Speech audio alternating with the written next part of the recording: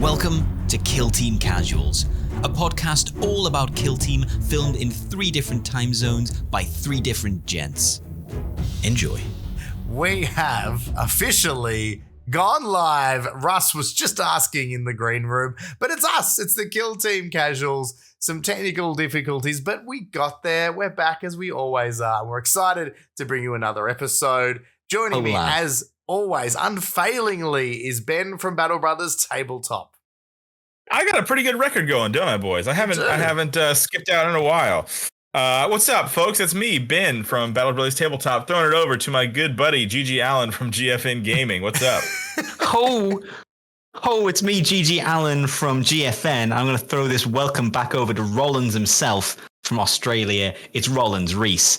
Yeah. I don't know any of these references. Thanks and for in having in the chat, Ben's just dropped Creed One Last Breath, the JoJo house mix. I'm going to be getting down to that later on tonight. That's why you join us live. You get those extra tidbits, those extra little bit of love. Welcome to everyone in the chat. Lap, Can I post links in the chat? Oh, does the chat allow links? I'm sure. Jim Crimmins. Jim Crimmins. Let's find out. Who's Jim Crimmins? Love it. Jim Crimmins. I think. Hold on. Jim Crimmins in the chat. What's up? Welcome. Did you comment on a video I posted recently? I feel like I've seen that name, Jim Crimmins. I feel like I've seen it. Welcome home. Welcome home, Jim Crimmins. We're very glad to have you. It feels almost Christmassy. Jim Crimmins. Like this could be Santa himself. You were right, Jim Crimmins. He's a smooth Dreams Criminals. There we go. We got Sandy as well. This is great. Crimmins. Well, look, we're a little bit behind the 8 ball a little bit. We're a bit more time poor than we planned to be today. So what we're going to do is we're having a look at... Tell us again why that was, Reese. Why was it again? Can't think of any good reasons. So I say we blame Russ. Russ is a Creed. Russ is the best filibusterer. I don't know. That's true. But I don't know a better filibusterer than Russ Vasey himself. Too true. Undethroned. Undefeated. That's a word. Yeah, there you go. Undefeated. I'm gonna go with mine. The undethroned, never been dethroned filibusterer king himself. One and the only. They call me the green room. The green room assassin is what they call me, because that's where we stay. That's where we stay for 40 minutes. I don't even know what we were talking about. We were singing Creed a lot, though. Yes, of course. You know what? Ben got shirtless a couple of times during the green room. Yeah. He was fully clothed when we started. He got fully naked, and then he got back on. It was like, it was like Die Hard with that vest. For engagement purposes, I'm gonna put my hair. If it looks like I'm not wearing a shirt, I'll put my hair back down for engagement purposes. Welcome to Only Ben's. I love it. Yeah, love it. So this week has seen the pre-orders go up for Brutal and Cunning, the new expansion to the latest season, and of course the 3 of us were very lucky. Thank you to Games Workshop himself, sending us advanced copies. So we could peruse the rules, build the models, have some fun. Russ has done a battle report on GFN if you haven't seen that. Ben's done some faction deep dives on the Wrecka Boys on his YouTube as well. So make sure you head over and check those out. But we thought we would still on the channel add a little bit of the casual flair to breaking down these teams, so you get our feels and opinions. Now, Russ, I know you've had a bit of experience with the Ratling team. So do you want to take us through the short kings, the shortest kings? No. Fair. Ben? Fair. So we can go to Wrecka's. We can start with the knob. Yeah. So, we can go through it. I was not prepared for this, but I've got the book ahead of me. Fantastic. You're supposed to say that, Russ. Yeah, I know. I'll drive on. I have no idea where we're starting. I guess we'll start with the Ratling. The team makeup? What do we want to talk about? Let's look at you want to talk about my thoughts and feelings, my hopes and dreams? Or do you want to just go through the team? Let's go through the team, and then I think let's do a good one. How about that? Share our instead of doing that, Russ, let's do a good one. Yeah. Let's do a good one. Okay, we don't want to have your thoughts and feelings. No. Okay, so the biggest thing I'm going to say, there are there are issues. That was good. I don't let that slide. That was a good one. I didn't even hear it. Well, I was getting burned. Clearly, I was getting roasted. Anyways, what's it about Ratlings? Go on. Was this something about me being anyway? So there's a big thing. No, not a big thing. The Ratlings are tiny things, but there's at the moment there is some sort of controversy in the team selection. And we're going to hit that first because it's slightly confusing, but I feel like the internet has landed on a consensus with the team. And I think just it should be better worded, but I do agree, having played a bunch of games with them, I'm in 3 or 4 games deep in the Ratlings, and I do enjoy them. But I do think this should be worded slightly different. I have tried it both ways now. So you always have one Ratling leader, and then here's the issue. You get 10 operatives, and I'll read out the wording, but you can take 3 Ogryn or Bulgrin. So the wording is exactly, you cannot select more than 3 of these operatives combined up to 3 times.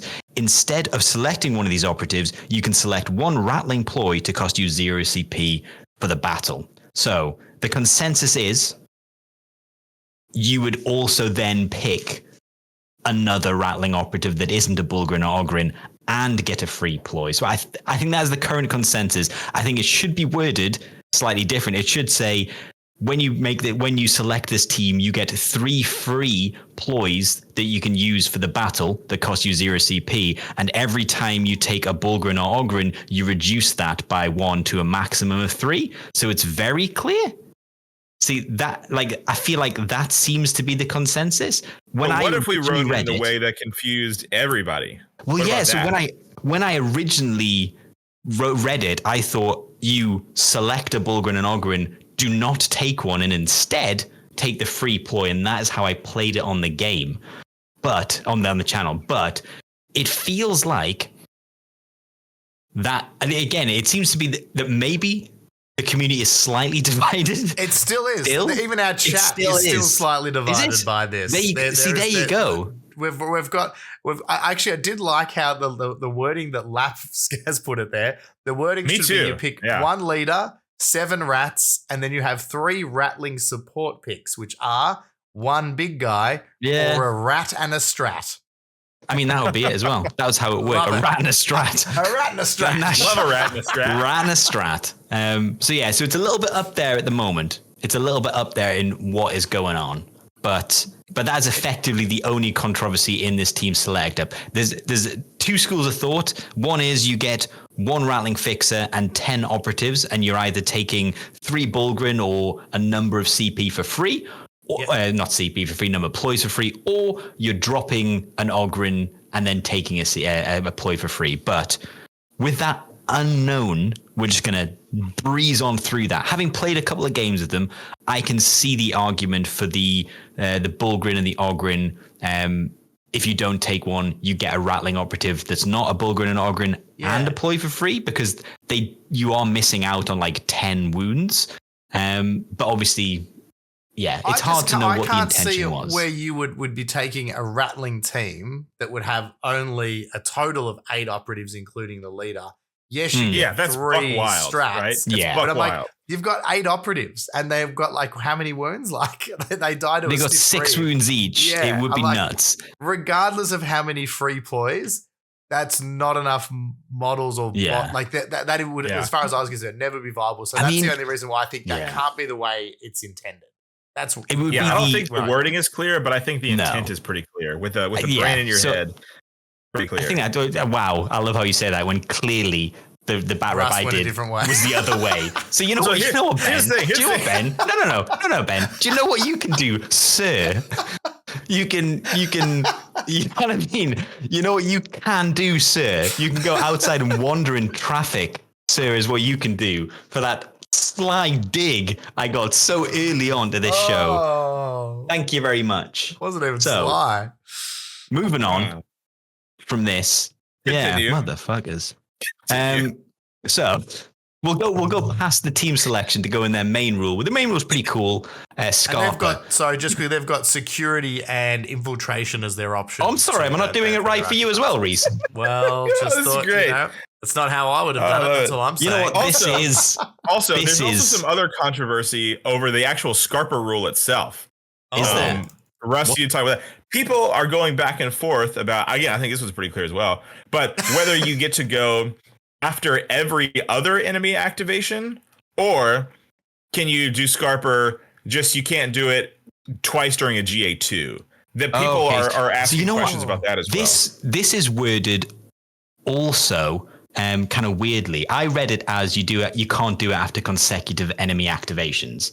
But it's weird because it's in a separate paragraph, which is kind of odd. I'm not going to read it out verbatim, but it is weirdly it basically describes a move where basically after every enemy so it's the annoying thing is it starts by saying after each enemy operative's activation before the next operative is activated, and then it describes the Scarpa dash, and then in another paragraph it says you can only do this once per turning point and cannot do so after the final activation. You cannot use this rule after consecutive enemy activations during the same turning point. In other words, after you use this rule, you must skip the next opportunity during that turn.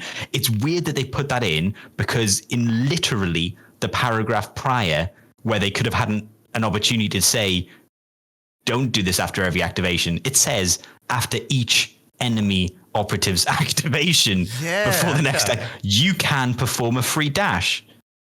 I think it's because you can skip and you don't have to perform a dash. So I think that's why it's worded that way. So you can't do it after consequent, but you could miss one, do one. So you, after every activation, you have an opportunity to, but if you've previously used it, you would then be unable to due to the consecutive enemy kind of rule. I think that's basically how it is.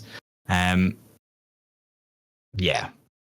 And that, I think it's clear to anybody with a brain in their head. I feel like it's pretty clear. That's how I played it, Ben. So you nice try, sir. But that is how I played it. You piece of. Anyway, yes. So that is their rule effectively. The Ogrins don't get it. Sadly, they are not. Sadly.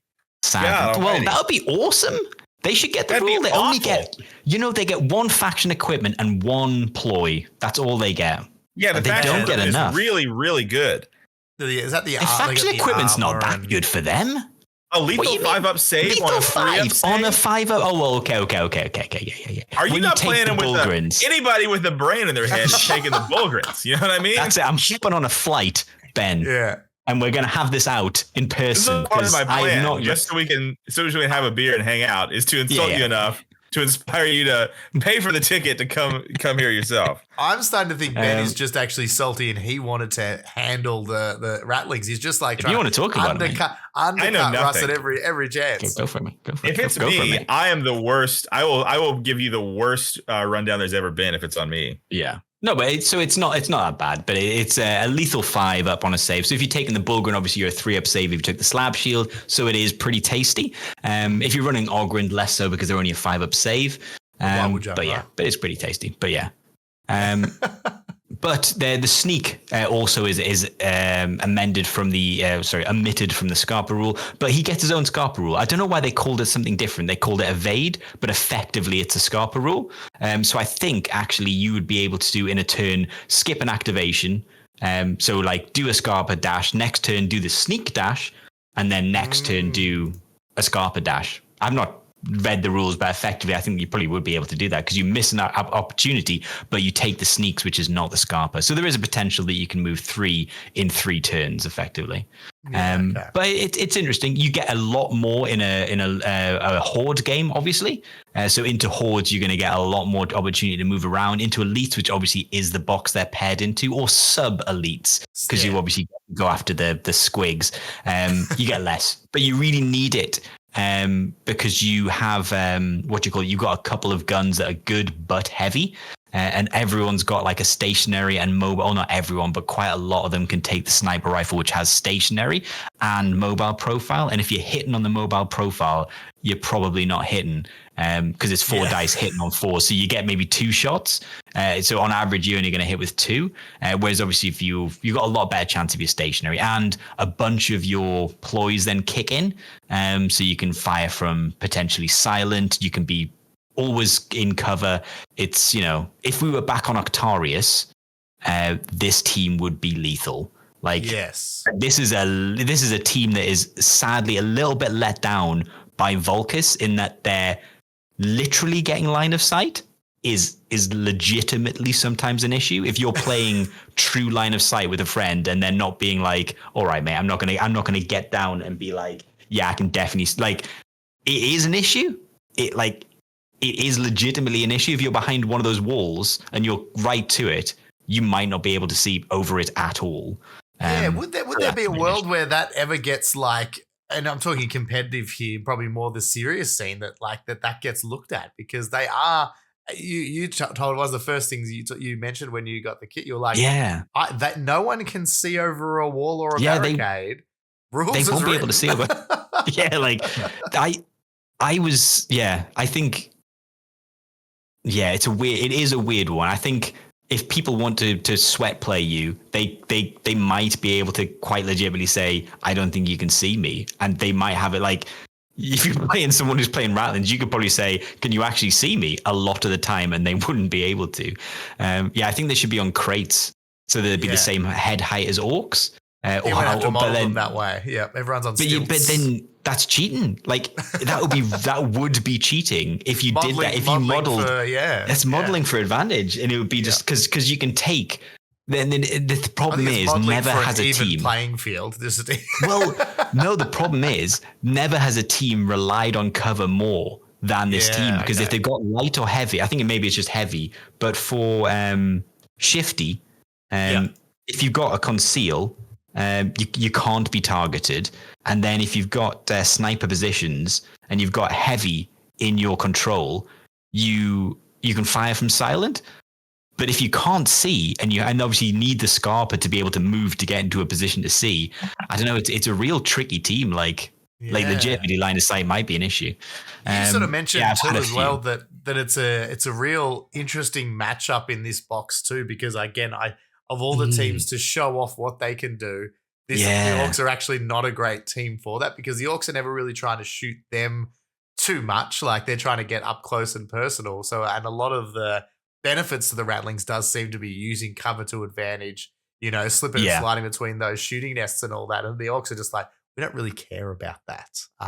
It's a weird, but I think but I mean, don't get me wrong, there's definitely play. Like, I love the fact that they've, like, it feels like almost a direct consequence of them being in the box with the Wreckers was crack shot, where you can just shoot into combat. I was just sort of like, okay. And the thing is, I do think in a weird way, I've had a few more games now, I do think that they are somewhat balanced against each other, because all of the Wreckers stuff relies on them being engaged. So I almost see this team as a little bit. I could see you having an argument, because they're quite CP hungry. If you want all your stuff to be going off, depending on whether or not that whole team selection thing is valid, maybe not. Maybe you'll have all the CP in the world.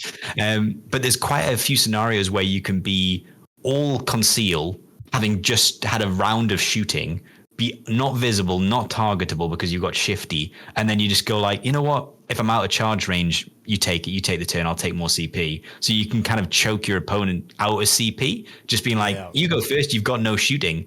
Go for it. Take a turn. Waste an activation. And if you're in a team like Elites and they haven't pushed forward enough, that might be a wasted activation. And then they're like, well, I guess I'll take it. I'll just move someone to a position or do a mission action. And you're like, great. So I do think they are kind of balanced, but it can be a rough matchup. Like my game was a rough matchup into them. I've played a couple of times. When you can't hit your crits as well. Yeah, that's the big thing, isn't it? It can be a rough game. Depending, like if rolls are equal, it's pretty a fine game. But if rolls aren't equal, you're having trouble. But yeah, good team. I think they're a fun team, and I think the right choice is probably. Having played a couple of times, is you probably want to go all Bullgrins and you want to go all slab shields and shock mauls, because that's what they really are missing. They've got the Ardbit, who's like kind of like a little bit of a combat champ.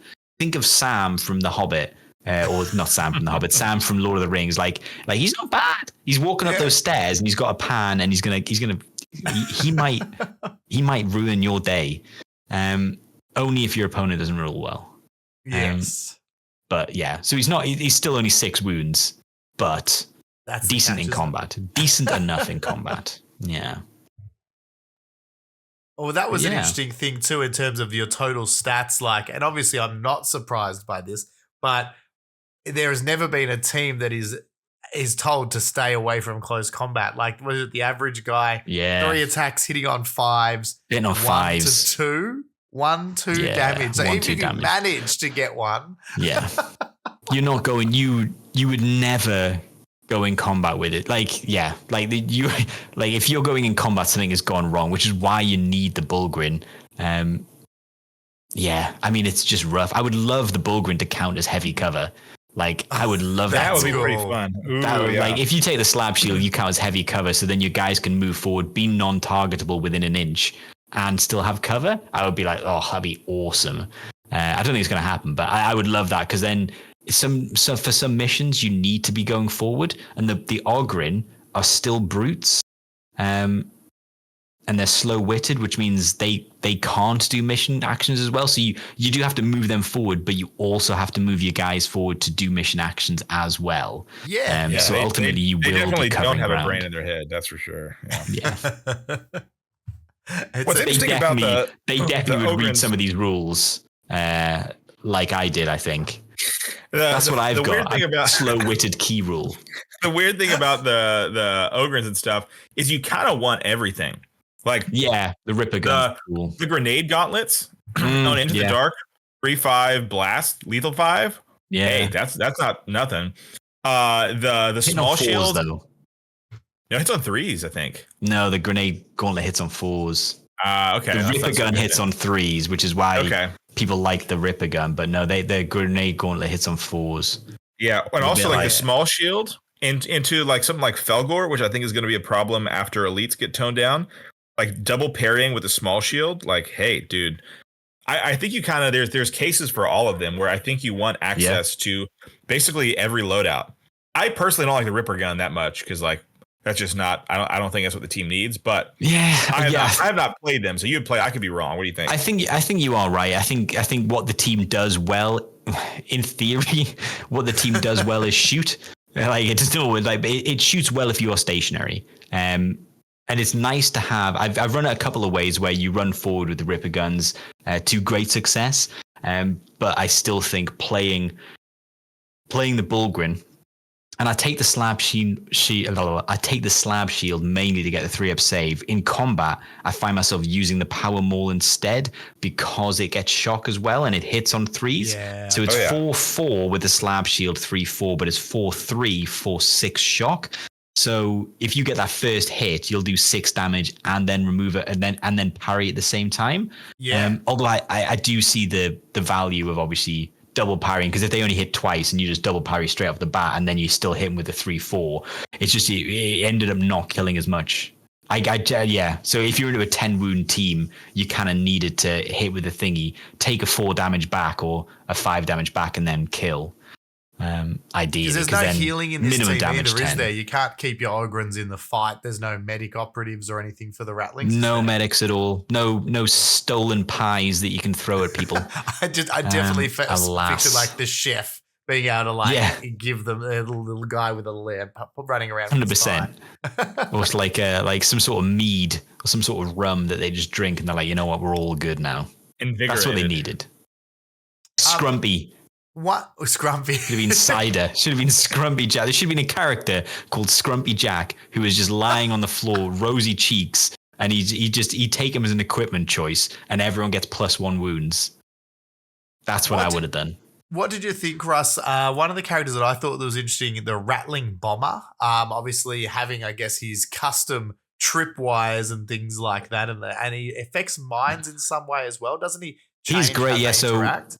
So he changes how. So if you take him, immediately you get 2 trip mines that you can set up, and they, as soon as your opponent moves an operative within control range, they stop the opponent and they -1 APL, so they stop that action. Ooh, So I use them to kind of like be able to push forward with my Ratlings safely. Against Wreckers, it's great because if they charge, they then don't get the extra APL, so they can't then do anything. It basically stops any 2 APL team in its tracks. Obviously, a 3 APL team, you're still going to have trouble, but it's great for stopping a 2 APL team unless they've got a way to boost, obviously, or get rounded. But that's a nice way to be able to move them up in cover. And with the whole shifty and you can stay, conceal, in snipe, you know what I mean? Like, it's a real nice way they interact with the equipment. And the bomber also means if you take a mine, all of your Ratlings aren't impacted by mines now, just the Ogryn and the Bullgrin. So you can stand in a mine and be unaffected by it.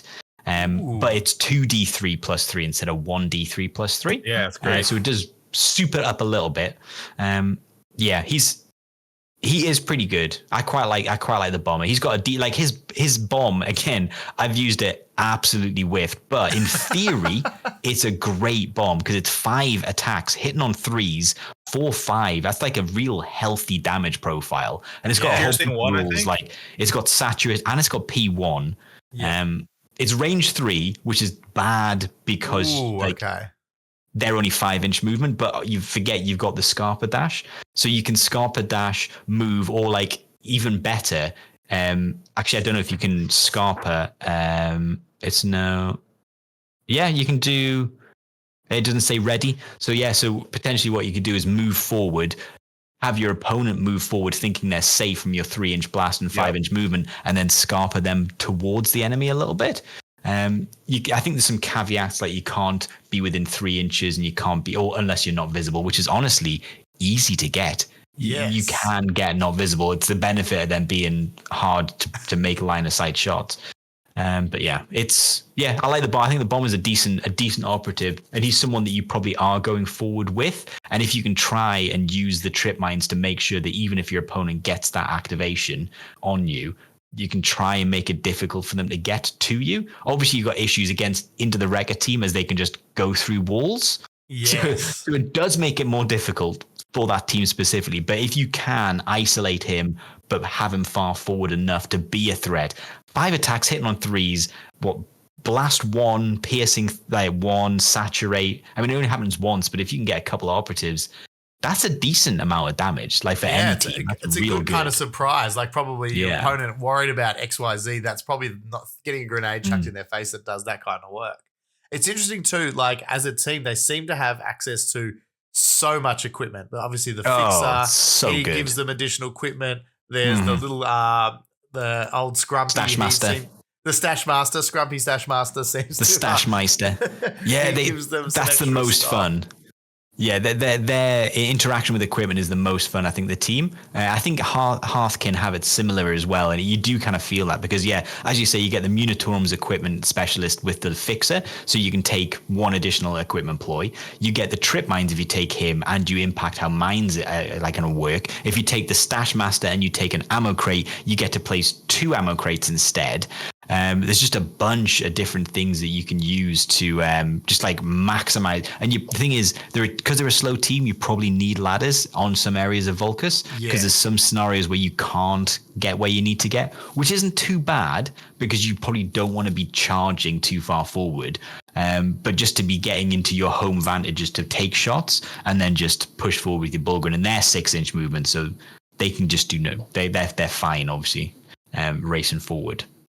Nice, And what do you think of the equipment? Is there any of the equipment that's really grabbed your fancy in the games you've played? There's a fun one which you will never take, which is stolen goods. Stolen goods, you're never going to take it. Like it's fun, and well, you know what? Maybe you will take it if you're into a like maybe a legionary team. Oh no, because they get all the CP they want. So basically, I've used this exactly once as a joke. I said, you know what? I'm going to do this. Let us go. And then I rolled a 1, which meant I lost a CP. Exactly. It's that. So basically, stolen goods means you roll a CP at the start. You roll a dice at the start of the turn. A 1 or a 2, you lose a CP. If it's a 2, you gain a CP. And if it's a 3, your opponent loses a CP. You're always going to roll a 1 or a 2. Always, brother. You're always going to roll a 1 or a 2. Don't take it. It's too swingy to take. In a proper game of Kill Team. Like I say, I used it in just like a fun game, and I was like, "This is fun." Rolled a 1. I was like, "You know what? I'm not having fun anymore. I'm not having fun because this just means I can't use all the things." But yeah, this has changed tragically. Yeah, you never take them. The other ones are good though. So the prolonged rations. Quick question for you. Sorry, just in the chat. Does the team function without the Ogrins? Because he's getting conflicting information. Have you tried them without the big boys? You know what? I've tried them once without the big boys. You need the big boys. Personal opinion, but I love Ogrins. It's hard because you want to be stationary. Right? Yeah, you want to be stationary to shoot, but you need to move forward. But if you're moving forward without Ogrins, your opponent is just going to swarm you. That is the problem. They just race. And again, if you're playing the box set and you've got Wreckers, damn, they are just going to race forward, kill you, and then keep coming. You need a roadblock. You really do to stop them. So the Ogryn work better the more aggressive you play. So if you're in their half, you can play a strat ploy to give them balanced on all their weapons, or if they're on an objective. But effectively, they're saying, look, tweak these guys forward, create 3 distraction carnifexes for your opponents, because they're not going to get your mission points because it costs them an extra APL. So they're literally there just to mess up your opponent's plans. And then you use some throwaway Ratlings to kind of race forward. The Stash Master gets a free mission action, so he's quite useful. Move on to it, do it, and then start scarpering them back. But yeah, and you can throw in the dog as well, throw the dog far forward, and then obviously he's got a big early warning system that can help you run away, which is kind of what you want to do. I think you take the big guys and you race them forward. The most success I've had is racing them forward as just distractions, and then they just mess stuff up, slab shields, saving really well, and then kicking stuff's ass in combat. But yeah, I did like that on the Ratling Battle Mat data card, they did have to specify that it's a beast and it cannot use any weapon that isn't on its data card. How many people were like, I'm just going to give the dog a crack grenade? Yeah. I think dogs should be able to play grenade. But I think, on a roll of a 1, it's effectively the hot, because you threw it and then you went to fetch it and then just blew up. Instinct kicked in and you were chasing it. But yeah, so the other equipment's pretty decent. So I think you would take them, although one equipment only infects your Bullgrin. So it depends. They're 40 mil bases. So yeah, if you're not taking any Ogryn, there's only 2 equipment you're going to take, which is Purloined Rations and Lucky Shot. Lucky Round. Lucky Round can be played after you've seen your dice, and you just basically make it severe. And then Purloined Rations has to be played as you activate, and it just increases the hit stat. So you can go to a 2-up, say a 2-up hit or a 3-up hit, which you will need. So good. You need it. Once it's per mandatory. turn. But you need that every turn, because if you're mobile, you're hitting on 4s. So you really need it to be able to reliably get more than 2 hits through on 4 dice. So yeah, Purloined Rations and save it for when you need it, because you've got maybe 2 guys, if they're stationary, that are hitting on 2s, and the rest are going to be hitting on 3s. So it's, it's rough. It's rough for a shooting team not to have that real reliable shooting. So that's why you need Purloined Rations. And Lucky Round, just good, because they if you're shooting a non-obscured severe, generally most of your guys are going to be devastating 3, so you can almost guarantee taking a severe shot against someone who's not obscured that you can at least do 3 more wounds. So that's sometimes going to be great. So they're real good. They're real good equipment, those 2. The other one is say a 5-up save for your Ogryn becomes a crit save on defense. So yeah, it's not bad when they've got a big chunk of wounds. Just spike that's a good way to keep the speed bumps there for a little bit longer. Oh yeah, I think if you're taking them, you take it. But, but the problem is they've got so much, so you get an extra one for free. So you're probably taking ladders, and then do you want to drop one of these and take? So you don't take stolen goods. So hey, maybe you take the ammo crate so you can drop 2. And then if you want to take a mine, that's your lot. And then you've had to use the ploy for extra. You know what I mean? So they do need a lot of. It's actually a team that you want to think of, because you've got a lot of choices in equipment. Ammo crates to get 2, trip mines. Ooh. So Russ, overall, take me. This is now your chance to just tell me your feelings. How do you feel? How do you reckon they're going to go in the new edition, having played them as much as you? I really like them. They are a fun team. They've got, like you say, you've potentially got what is it ? Smeg. You've potentially got 16 wounds moving up either side in one single model if you take the 3 Ogryn. Anyone who's played Blooded knows how fun that is. I was about to say, as a Blooded player, 1 gives your opponent fits, let alone to be able to do that with 3 and backed up by really nice shooting. I can see how that would work really, really nicely. Yeah. See, I think that's what I think in the fact that their melee threat is even better. And in Volcus, they can only take cover behind heavy, but there's a shed load of heavy. So why not? Which is the downfall of the team, because you've got 2 guys that can do non-obscured shooting. You've got the guy with the spotter who can, if you can see someone, he's within 3 inches, can make them have a non-obscured shot. And the sneak also just has it built in for an AP, and which is good because obviously you can scarp a dash, so you can get a little bit of movement and then do it. And he's got his own one, evade, which lets him do. That's the interrupt. That's his scarp a dash. I don't think that costs a CP. No, once per turning point after an enemy. So you can interrupt and perform a free dash. So so he can do a dash and then do the optics thing. So it's going to be a team that positioning is going to be quite important for, because they're so slow and you're going to need the dash to get you into position. It's going to be an odd team that you're going to have to be thinking of planning for. And because it isn't every activation, it's every subsequent activation, you're going to have to be like, okay, so he goes, I can then dash someone to a position. So you need to be like, well, I need to move him first, so then I can dash him forward to shoot, and then I won't get a dash, and then he'll go, and then I'll go, and then I can get the dash. So it's an odd team. I think that's why it needs to be more simplified in the play style, which is why I think you just go 3 Hefton, Big Owled, Bulgrin, and you just yeet them forward, and you're just like, you deal with that while I figure out who I'm going to be taking pot shots at. And as they charge in, and the best thing the opponent can do for you as a Ratling player is to charge them and try and fight them in combat, because you're great in combat as a Bulgrin. You've got a double parry and a shock. So even if you want to hit, you don't even need to. You'd be like, you know what? You've just charged my guy.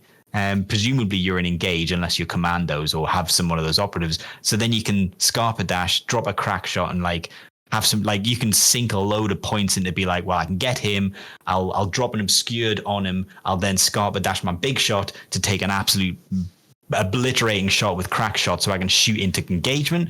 And you can line a whole bunch of stuff up. That I think they're a good team. I think they've got a lot of play. I think it's just going to take a couple of reps to get in with them. And if you're in a team that is just real aggressive into you, like if they get the drop on you and they go hard aggressive, I think you might be like, ooh, if you misposition your Ogryn and you don't have one covering, or if they break a flank with an Ogryn and then they go in hard, you're going to be like, eesh.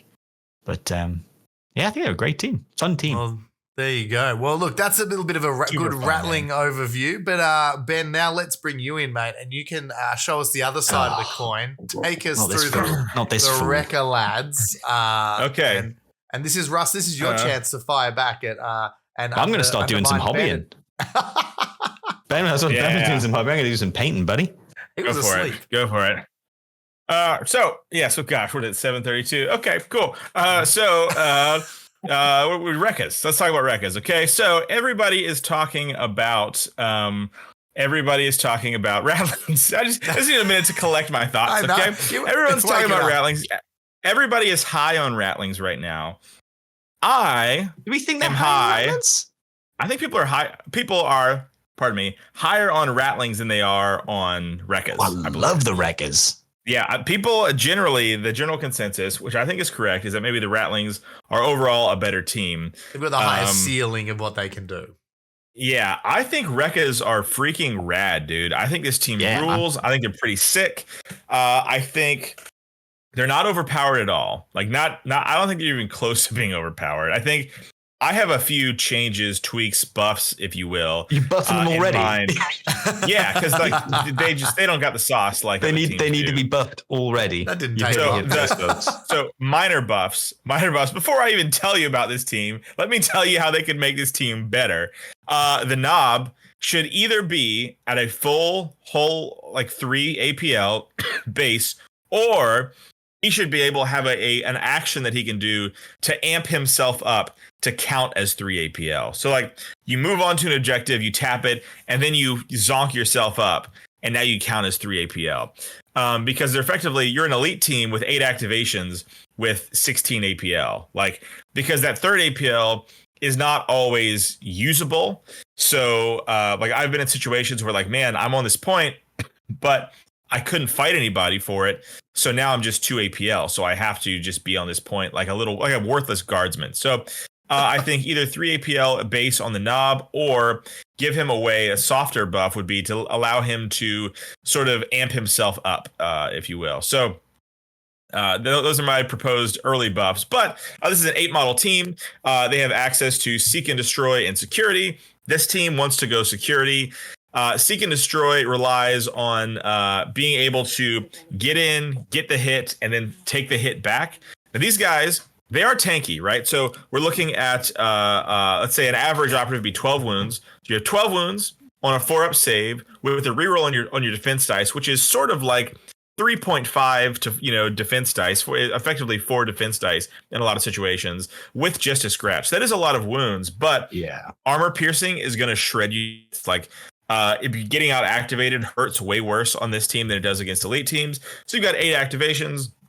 You have a knob, a Wrecka knob, who's always going to take the 2 pistols. He could take those, or by the way, I'm shooting from the dome, so correct me, Reese Russ, if I get anything wrong here. You can take your dual rocket pistols, which you're always going to do, or you could take a single rocket pistol and a hammer, but you're not going to do that because if you do that, your single rocket hits on 5s. When you take the dual rockets, you hit on 4s. It's 6 shots, 4 or 5 damage, hitting on 4s. Ceaseless 1-inch blast, and so it's really, really reliable, and that's going to be insane on Into the Dark. He also has the salvo profile where you can shoot 2 targets and it hits on 5s. So this is incredible value plus Wrecka tokens, right? So which I guess I'll tell you about the abilities after we go through the operatives real quick. Wrecka tokens. Then you've got your 2 bomb squigs, which are great. You've got boys, your standard boy, break a boy fighter can punch holes in walls for an AP. It's really good, turn things accessible. Quick question. I was wondering, and I'm pretty sure you guys have corrected this, but just for anyone else who may have thought this, they says they can punch through terrain and make it accessible. ITD walls. Any chance?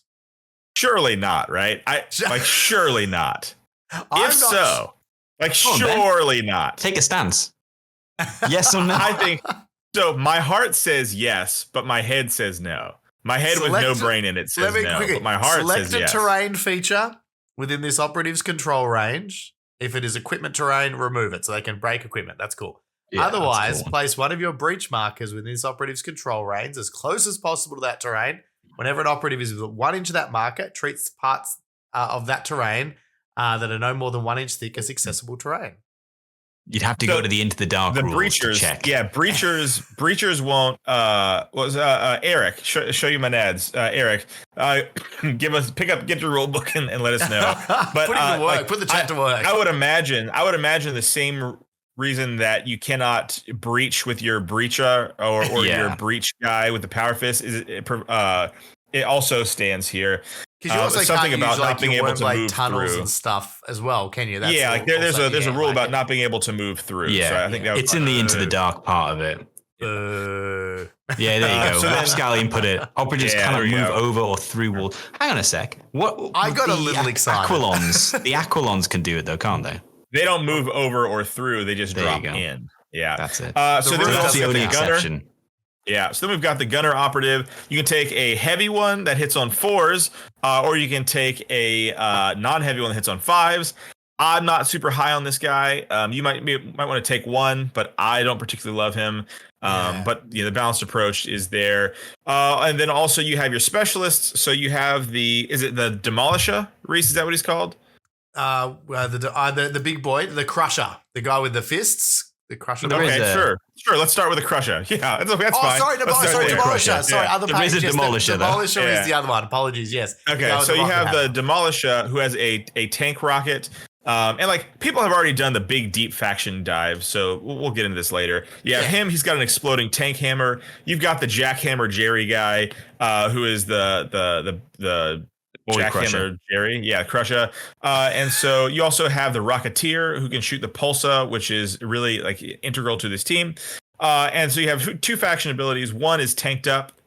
And so Tanked Up is after you perform the fight or shoot action, you gain 1 APL until the start of your next activation, which is great. Sometimes it's not super useful, so we'll talk about ways to get the most out of that with equipment. Also, you have the Wrecka points, which are really cool. Every time you roll a natural 6 on attack dice or retaliating dice, whenever you're fighting or shooting, you give yourself 1 Wrecka point. Okay, and so you have a maximum of 6, and you can spend these up to 3 times on your orcs, not on your squigs, and you can just turn it's a fail to a hit. It's really good. And so this team is about a couple things. Number one, generating those Wrecka tokens early, and number 2, getting the most out of your sort of 0.5 APL that you gain access to. So I talked about the knob. You take the dual rockets every time. There's never a case where you want the other one. It's just nothing as good as 6 shots on 4s with ceaseless and Wrecka tokens to boot. And there's just nothing beats that, right? And so, and then you're going to take the knob. You're going to take the Demolisher, who first time he strikes with a crit and he's lethal 5, does 2d6 plus 6. If it's a regular hit, the first time he does it, it's d6 plus 6. You're going to take him. You're going to take the Jackhammer Jerry, who pushes people around when he fights. You're also going to take the Rocketeer. You're going to take your 2 Squigs. You're going to take either 1 Break-A-Boy fighter and 1 gunner, or 2 Break-A-Boy fighters. I lean towards 2 Break-A-Boy fighters, but I don't think you can potentially go wrong there. Yeah, I think that's a bit more of the consensus, isn't it? That the gunner's a little bit doesn't do enough to justify that over. Yeah, you just there's some flash kits out there that really like him, and so like it's super fun, and like, you know, that is a move that you can make, but I lean towards the Breaka fighters personally, and so that's what you're going to take every game. And so what you want to do here is sort of my general thoughts and feelings. For equipment, let's go over equipment as well. Pardon me, gentlemen. So you have. You've got engine oil, which is the best of the equipment in my opinion. Yeah, well, there's 2 best. There's 2 big winners. Engine oil, which once per turn you can select an operative. Is it boy or is it operative? I think it's just boy. Anyone from the Wrecka Krew, a friendly Wrecka Krew. Oh, so even a bomb squid. No, excluding the bomb squid. Okay, yeah. So that's what I thought. Just the orcs, right? And so you can count as not injured for that activation. I don't need to tell you why that's good. It's good. Take it every game. You also have glyphs, which is super good. For their ploys, you have a couple of ploys. You have a choice of 2 that you can have for free. One is destruction. Demolition. It's bad. Oh, destruction. Yeah. Destruction. Yeah. It's bad. You'll never take it. It gives your range attacks no cover. Saturate. Which is saturate. Yeah, thank you. Which you have 6 attacks. Go ahead and take a cover save. I frankly, dear, I don't give a damn. Like, take a cover save. I don't care. This one's on me. Sure. Have a cover save on me. I don't care. Yeah, here's 6 hits. Or also there is. Hold on. Is it Crumpum? Wah is the other. Balanced in combat. Here. So you've got Wah, which is balanced in combat. You're going to select this glyph. You take glyphs and you select this ploy. It's free the first time. And if you have Wrecka tokens in the bank, in your little piggy bank, it is free when you spend it. And so you have 4 attacks based on everybody. And so you need this, that gives you sort of pseudo 5 attacks in your melee. It's excellent. Always take it. They have a really strong suite of ploys as well. Do we want to run through all of them, or do we want to go just for the highlights? What do we want to do here, guys? Just take us to the ones I think you think that really stand out. Well, because they want to see the full faction, folks. Obviously, they can check out your video. You obviously go through everything in detail, but I reckon through here, take us through some of the ones you're excited about that you think are the standouts, or the things that you start to show how this team becomes quite spicy.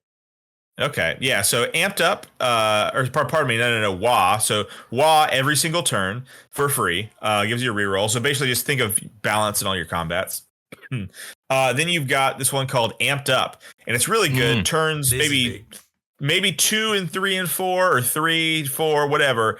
For every operative, I believe this is every operative and not just the orcs. Correct me if I'm wrong here. Age friendly, anything. Yep. Yeah, anything with an engage order heals D3 plus 1 wounds, which is awesome. So like these 12 wound orcs are on average 14 wounds now. So super strong. Actually, on average it would be 15 wounds, right? Yeah, D3. So on average, you're 2 plus 1, 3. I can do math. There's a brain in this thick skull somewhere. 15 wounds on average. Live. Yeah, somewhere. And so that's really good. You're gonna play that turn 3 for sure. But what else do we have? There's a third one that's good. What's it called? The strat ploy. It's tough gets, which lets you. Tough gets is the reroll. Reroll to defense. Turn that's 2 onward. You're gonna have this up. Yeah, Rusty's if you're in engage, I think it is. Yeah, you have to be on engage, and it gives you a reroll on your defense dice, which is like pseudo 4 defense dice. So 15 wounds with sort of semi 4 defense dice, and taken over to your firefight ploys. Just a Scratch. Boom. Pardon me. It's excellent. Ignore. It's the new Just a Scratch, which is, I guess, fair or something. Now that I'm playing Orcs, I wish it was the old Just a Scratch. But you just ignore a normal. When it would inflict damage, you ignore a normal. And so it's really good. So what this means is, like, if something charges you, even a Marine. So I played Nimbus's Claw, and like the Screecher charged in. Or no, it wasn't Screecher. It was the Skin Thief. Didn't roll any crits because he's not lethal 5 or anything. It's like, okay, guess what, bud? You're gonna die on your own activation because this is a Breakup Boy that you charged. He's got 4 attacks, hitting on 3s with a reroll, 5-6 damage, brutal. So I had 3 hits. He had 3 hits. He strikes me. I just a scratch. I hit him for 5. He hits me. I parry him. He hits me for another 5. I kill him in his own activation, and then I heal up D3+1 in the strat phase. So like, now that's not every time, like, but sometimes you can kill even a big model like that in its own activation if they don't roll the crits and they don't roll well enough. Just a scratch changes the tide. Like, it's incredible. Now you have not getting now out you of that charged fight in. without taking a whole bunch of damage. Even if they get that kill, like, you are still dealing so much damage back to them. Like, it's all of a sudden those close combat teams go, geez, do I want to actually be in that fight? Yeah. And that's your boy. Like, this happened with a Breakup Boy fighter. And, you know, not even to talk about the freaking Demolisher, who is unchargeable. Like, he is completely unchargeable. The Crusher's got, like, you can't take lethal 5s against him. He reduces damage. He's got like, that dude's rules are insanely long. Yeah. And so, like, you have these models that nobody wants to charge. Because think about it, like, when you charge a model, obviously you want to kill it, but also you want to be kind of where you end up, right? But the Crusher says, nah, let's take a ride, buddy. Let's jackhammer you, 3 inches back where you didn't want to be. And so, or they going to be in cover? Nope, not anymore. Jackhammer. Yeah. So, like, this team is basically unchargeable. Like, nobody wants to tango with you. And so, if you're playing against them, you kind of got to cheat out and burn, not cheat out, but like sort of trick out and burn through the just a scratch. Like, if you let it paralyze you with fear, then you just lose. So you want to sort of just accept it, that is the truth of life, and get it out of the way. It's just the way it is. So it's just the way it is. There's no getting around it. Even if you fight first, you effectively might be going second with it. If you don't get any crits, it's just sort of like, whoa. Yeah, it's brutal. And then you've got a ploy that allows your models to fight twice, which is awesome. So, like, it's a firefight ploy that one boy or knob can fight twice. Excellent. So, like, fighting twice with a 5-6 brutal weapon with a reroll on 3s, everybody in the game is scared of that, dude. Yeah. You're 3-tapping almost everything in the game. And if you get a crit, I think you are 3-tapping everything in the game. Yeah. So, like, in fighting twice, like, you charge a Marine, let's say you do 10 damage and maybe eat 4, and then you fight again, boom, with just a scratch in play, and then boom, you kill it. So this team, people don't think so, but this team crushes elites. So your boys can hunt down and kill an elite, right? Your Jackhammer Jerry can kill an elite because he's got stun as well. Your Demolisher with 2d6 plus 6 can kill a Marine. Your leader with 6 shots on 4s, ceaseless, and Wrecka tokens, who's gonna have on average like 6 hits. Because like on 4s, you should get 3 hits, right? Yeah. Then you ceaseless another hit or 2, and then you Wrecka token the rest. Like, that's 6 shots. Now you died, bro. Like, if you drop a save, you just die. God forbid you rolled some crits in there. Yeah, it's insane. Your squigs are gonna soften them up. And on Into the Dark or inside the buildings, you're lethal 5. So, like, so the game plan for this is, like, and your squigs as well are so insane. So, like, if you out activate a team, what I'll do is, like, last activation, womp, I'll just put a squig out in the open. It's like, all right, let's play some Russian roulette here, buddy. Like, if you win initiative, you have to kill this squig. I love the squig Russian roulette move. Yeah, it's like a great move. Yeah, your first. One of your 6 very important activations has to be to kill this thing. And if I win initiative, your team's going to eat this bomb squig. And so, God forbid, I get 2 guys, right? And so, like, you can be aggressive with them that way, or you can play a game of chicken and sort of, like, because they have to be on engage once you activate. They can deploy on conceal, which is nice, but once they activate in the kill zone, you have to be on engage. So like you have to be careful with them, but like Volka's terrain is so big, you can hide them. And so play this game of chicken or be really aggressive. And so what they're there to do, even if they don't push any damage through, they're there on 6 dice. They're there to get you a Wrecka token or 2 if you're lucky, right? And so you have 2 of those guys that are going to go out turn 2, likely generate some Wrecka tokens. You have your Pulsa guy. We should talk about the Pulsa. He's pretty important. Yeah, it's pretty so this guy, he can either take a Pulsa rocket or a Racko rockets or whatever it's called. You're going to take the into most times you're going to take the Pulsa. So you shoot it. The shoot action. Instead of selecting an operative, you pick a point on the kill zone floor that you can see, or you pick the top of a vantage. Boom, it shoots, it lands there. You roll 6 dice, it hits on 5s. Every 5 up, and it has a radius of 1 inch when it hits. And so for every 5 up that you roll on 6 dice, it increases by an inch to a maximum of 4, I believe. Reese, is that correct? Yeah, I think so. Marker. Carry on, I'll work it out. Anyways, yeah, so for every 5, it increases that by an inch. So this is a giant, and in that, while models are in that, you subtract 2 inches from their move. So it's kind of like a nanomine. And then also, initially, everybody takes D3 mortal wounds. So pretty crazy. So you get early chip damage off, and rolling 6 dice should statistically roll a crit, 2 if you're lucky, right? Or again, like sometimes you just spike and you go into turn 2 with like 5 Wrecka tokens. And it's like, wow, this is going to be a fun game. And so also there are other ways to get Wrecka tokens. When your leader fights, he generates you a Wrecka token. When he shoots, he generates you a Wrecka token. When the Demolisher explodes, you get a Wrecka token. For every model he kills, including yourself, you get a Wrecka token.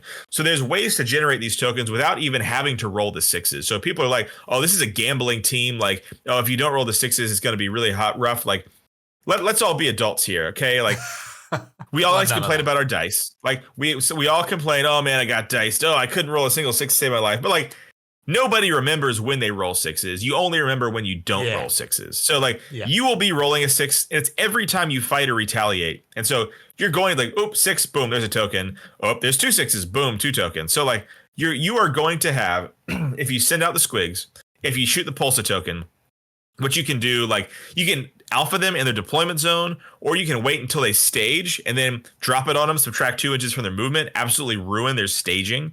There's just plenty of things that you can do. So, like, you're going to have 6s in the bank, you're going to have Wrecka tokens, and then you'll never miss again. Which brings me to maybe my most important piece of advice is learning how to get the most out of that extra 3 APL. So your boy charges in, he fights, but guess what? There's nobody else to shoot, right? So what do you do when you can't charge? You got to take smokes with this team. I believe that into shooting teams, smokes are mandatory, and every game grenades are mandatory of some sort. On Into the Dark, into like 7 to 8 wound teams, frag grenades, because there's also a strategic ploy, or pardon me, a firefight ploy where you can increase 1 inch on the blast. So a 2 inch blast grenade goes to a 3 inch frag blast grenade. So like a 3 inch lethal 5-2-4 grenade. And also, here's the thing: other teams look at grenades and like, oh god, hitting on 4s, dude. When you're the Wreckas, when you're in Wrecka Town, you're on your knees praying, thanking God for a ballistic skill of a 4-up. Like, this life doesn't get better than a 4-up for you on Wrecka. So like, you're rejoicing, you're grateful for a ballistic skill 4-up on these grenades. And so it's like, wow, grenades are actually awesome, because how many times, what's the biggest problem with crack grenades, boys? That's right, whiffing. You miss them. How many times have you thrown a crack grenade and missed it? Well, you know what happens? Yeah, literally every time. So you know what happens when you are living the Wrecka life, when you're in Wrecka Town, you never miss a crack shot ever again. Talk about crack shots on, now I'm filibustering. Talk about crack shots with the Ratlings. No, hey, here's 4 successes on a crack every time I throw it, mofo. Like, eat this crack and thank me for it. And so they're just really, really good. So you charge, fight, you crack. It's insane. Like, the level of reliability this team has. Once you get the ball rolling, and mind you, you have to get the ball rolling, but it's easy, right? You have the Pulsa, boom, that's going to get the ball rolling. Starts to snowball, the squigs, doesn't it? boom, boom, exactly. So, like, statistically, after you do those 3 things, you should have 3 Wrecka tokens, right? Maybe more if you're lucky, maybe less. It happens. But then, all right, turn 2, I'm going to send in, it's hammer time. So explosion hammer goes out. Boom, smashes somebody. Probably rolls a crit, a natural crit, maybe while you do it on 5 dice, 4 with a reroll. Probably a crit there. Boom, another one. You blow up, you kill that thing, Wrecka point. Actually, oh man, I killed myself. Who cares? Now I have 6 Wrecka tokens. You know what I mean? So like, you're not going to struggle for Wrecka tokens on this team. You just have to think it. Now, here's the other thing. I think the win rate on this team is going to tank. Why do I think that? You guys remember a little old team called Commandos? Commandos were good forever. They were excellent at launch, but the Unga Bunga Orc players come along and tank the win rates. But guess what? Because they didn't have a brain in their head. That's right. Callback. Ever heard of that? So they're going to tank the win rates because the Unga Bunga Orc players are going to pick up this team and tank the win rate, which means they're going to get buffed, which I think they need a slight buff. They don't need a major buff. We're getting a new Orc Summer. We're going back to Orc Summers, baby. I think this team is going to underperform severely because if you just go out there and smash without a brain in your head, it's going to go really poorly. Right? Like, ask me how I know, because like I have done it. It has not gone well. So you have to be really intentional with Yes, just strategic Unga Bungaing. You have to be very careful. And Lapscallion says, pardon me, aren't these guys the Unga Bunga team? Yes, they are, but they're still an elite team, and they can't ignore piercing. And so, like, you still have to big brain it a little bit. Yeah. And so I think they're not going to do very well, but I think they're actually a pretty good team. But I think by the way, I say this, all the Chads, all the most fun people to play in the world are going to play this team, and they're going to do really poorly at events. And it's going to tank their win rate. And these guys are the best of us. The best of us will play this team, and it's going to have a really great time. But I think they're going to struggle competitively. But I do think they crush elites pretty good. Maybe not Warp Coven, maybe not Legionaries, but elites in general, I think they do well into. So these guys are great. They are the Unga Bunga team. They're the most fun team in the game, hands down. No one is even, there's not even a close second for the funnest team in the game. I love them. I'll be playing them competitively for a little bit here and seeing how it goes. I don't quite know yet, but cracks are huge. Crashing their win rate as well, mate. Well done. I'll be doing my due diligence. Doing my due diligence. So cracks are mandatory. Smokes are mandatory if they have shooting. And just go out there and play good games and be smart about it. If you just stand out in the open, you're going to get completely blasted. Use the squigs, different depending on the matchup. They hunt. They do a really good job of like sort of gatekeeping the buildings. Exactly what you said, Russ, happened the other day is the Ratling player, he planted a bunch of bombs inside a building. I was like, okay, don't come here. And I was like, okay. So like my Breaker Boy ran up, smashed a hole in the side, and then my bomb squig ran in around. It was like, this feels good. It's a rough match into that. Feels pretty good. And into the poor unfortunate souls, I'm closing here. Into the poor unfortunate souls that take barbed wire, like the Breaker Boy fighters also. Oh, yes. They can destroy equipment that was set up in the kill zone. So like, oh, what is that, barbed wire? Bonk. No longer. No more. What is that, a barricade? No more. Bonk. No more. Yeah, barbed wire be gone. And but yeah, so they're very fun. Jim Crimmins says, I got the box just for the orcs. I won't help the win rate. Yeah, dude. Hell yeah, Jim Crimmins. Wreckas, we out here, boys. We're in the world. We're here to make a ruckus. Join the fun. Have a good time. Play Wreckas. Be a good person. Awesome. All right. Well, that's I think that was 2 teams covered very well, lads. Thank you so much for taking us through both those teams. We're definitely well over time. So we'll wrap it up there. A huge thank you to everyone for joining us in the chat and piling in and sharing your thoughts. We do stream live on Twitch, so if you are listening on the podcast, thank you. But also feel free to drop by and join us live on Twitch. Thank you, as always, to the very wonderful and very excited Wrecka Boy, Ben from Battle Brothers Tabletop. That's me, Ben without a brain in his head. Passing it over to Russ from GFN Gaming. Russ the Rattling. Russ the Rattling. Loving it. A big thank you to our compere, Reese from Three Wound. Thanks for steering the ship. No worries, lads. It's been a pleasure. As always, if you want to support the show, you can go check out the Casual War Gamers Patreon as well. It's a great way to support the show and keeps us creating this content, which we're really enjoying. 07's in the chat, and we will see you all next time. Godspeed.